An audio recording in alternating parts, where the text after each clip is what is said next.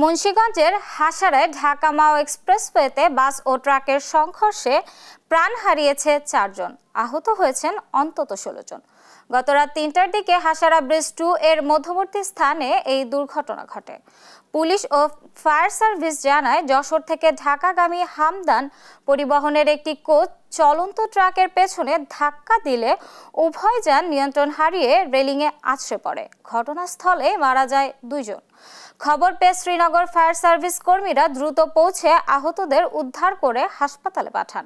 সেখানে মারা যান আরও 2 জন। ফায়ার সার্ভিস জানিয়েছেন, আহতদের মধ্যে কয়েকজনের অবস্থা আশঙ্কাজনক। হতাহতের পরিচয় শনাক্ত কাজ করছে স্থানীয় প্রশাসন। এ ঘটনায় কিছু সময় যান চলাচলের বিঘ্ন হলেও পরে তা স্বাভাবিক হয়। ঢাকা মাওয়া এক্সপ্রেসওয়ের সিংপাড়া নোয়াপাড়া আন্ডারপাসের সামনে এক্সপ্রেসওয়েতে চলমান একটি বাসের পিছনে চলমান একটি বাস ধাক্কা মারে।